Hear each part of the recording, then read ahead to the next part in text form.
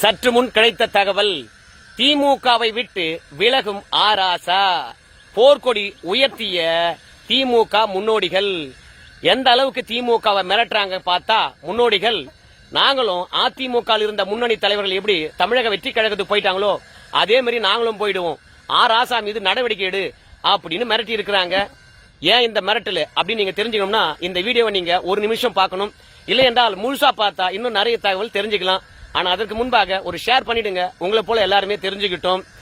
ஆராசா அவர்கள் தேர்தல் தோல்விக்கு பிறகு திமுகவுல அதிகமா முன்னிறுத்தப்படுகின்றார். ஆர்ப்பாட்டமா இருக்கலாம், கட்சி கூட்டங்களா இருக்கலாம், ஆளுகின்ற அரசை கண்டிப்பதாக இருக்கலாம், எல்லாமே ஆராசா தான். நேத்து ஒரு படி ஏவா வேலு வீட்டுல ரெய்டு, அங்கேயும் போய் ஏவா வேலுக்கு ஆதரவளித்திருக்கின்றார். அந்த அளவுக்கு ஆராசா திமுகவில் முன்னிறுத்தப்படுகின்றார். எதற்காக? தலித் வாக்குகள், சிறுபான்மையர் வாக்கு தான் திமுகவுக்கு பிரதானம். அதுவே தமிழக வெற்றி கழகத்துக்கு போயிடுச்சு. இப்போ மீண்டும் மீட்டெடுக்க வேண்டும் என்றால் ஒரு தலித்தை முன்னிறுத்தணும். இதுதான் திமுகவுடைய ஐடியா. ஆனா ஆராசா அவர்களை முன்னிறுத்தினது நல்லதுதான்.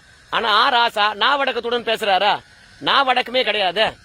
திமுக தான் கூட்டணி கட்சிகளை அனுப்பி வைத்தது என்று திமுக சொல்லுது. ஆனா அந்த கூட்டணி கட்சிகளை பார்த்து என்ன சொல்றார் ஆராசா? வெக்கம் இல்ல, மானம் இல்ல, ரோஷம் இல்ல, எப்படா நீங்க மந்திரி ஆவறீங்க அங்க போய் அப்படின்னு ஒருமையில பேசுறாரு. கூட்டணி கட்சிகள் சூடாகுது. ரெண்டாவது, நேத்து கல்யாண மேடையில ஏறிக்கிட்டு நம்ம முதலமைச்சரை பார்த்து நாதாரிகள் எல்லாம் முதலமைச்சர் சீட்ல உட்கார்ந்து ஆளுது அப்படிங்கிறாங்க.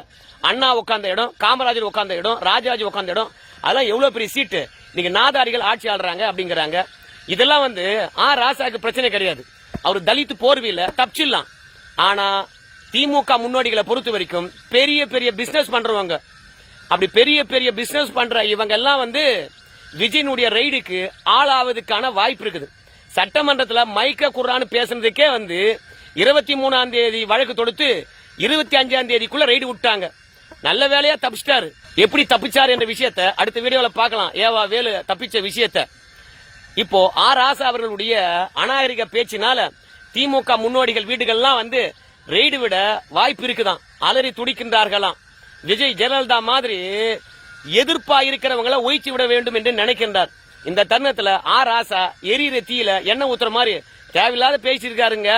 நாங்கெல்லாம் சாராயால வச்சு நடத்துறோங்க, பல ஃபேக்டரி நடத்துறோங்க, பல தொழில் சட்டவிரோதமா நடந்துகிட்டு இருக்குதுங்க.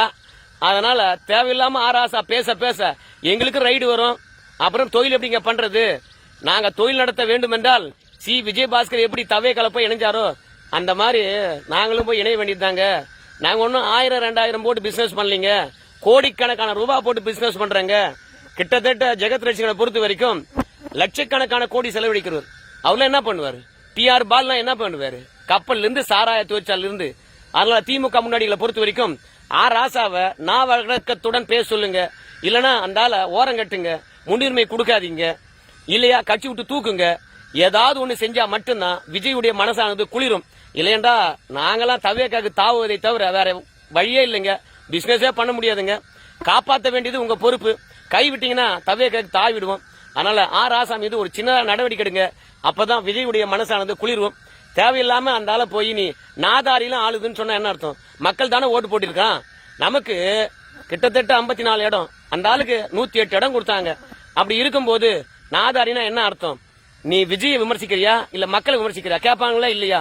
அதனால ராசா பொறுத்த வரைக்கும் நான் வடக்கம் தேவை. எப்ப பார்த்தாலும் பேசிவிட்டு திமுக வம்புல கொண்டு போய் விட்டுறாரு. பாத்துக்க தவேக்காக தாவிடும் அப்படின்னு மிரட்டுறாங்களாம். ராசா கதி என்ன ஆக போகுதுன்னு தெரியல.